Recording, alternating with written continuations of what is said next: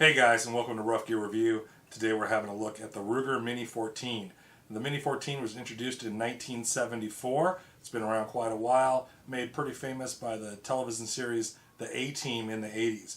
You might have seen that. They had Ruger Mini 14s with the factory folding stock, and they were all stainless steel. They looked pretty cool. This particular one is an older model. This is a 187 serial number. They're doing the 580 series now. In 2003, they had changed this gun. They put different iron sights on it, and they had modified the gas system, and that started the 580 series. Then around 2007 to 2008, they ended up putting a heavy tapered barrel on this, and that led to an increased accuracy in the Mini 14. One complaint that I hear a lot about the older ones is that they lack accuracy. To tell you the truth, I've never had a problem hitting my target with this. I think it's pretty accurate. It's, maybe not getting sub MOA groups, but we do shoot a lot and we get a lot of practice, but I think this is a fine weapon, and eventually I'll get my hands on a new version to see how much more accurate those are.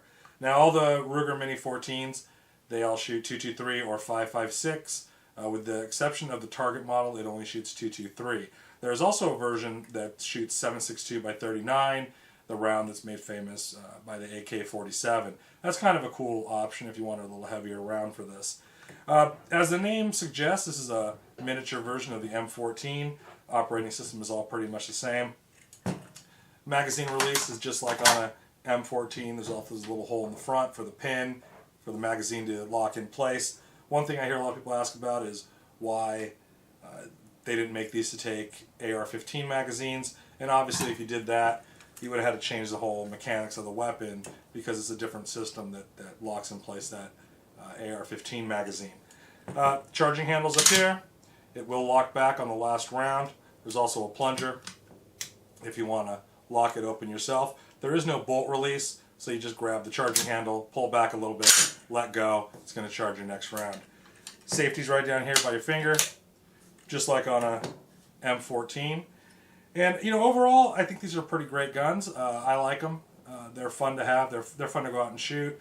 And one thing, if you are here in California, this is a great weapon to have because it's featureless. So if you have grandfathered Mini 14 magazines, and they were around back then before the ban, you can use a 30-round magazine in your featureless rifle, and that's great.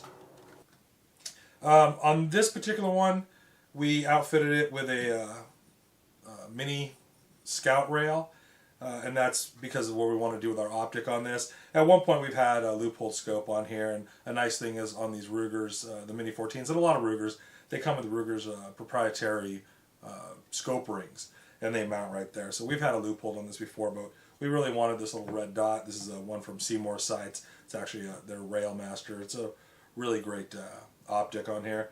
In a moment we're going to show you the famous A-Team version of this.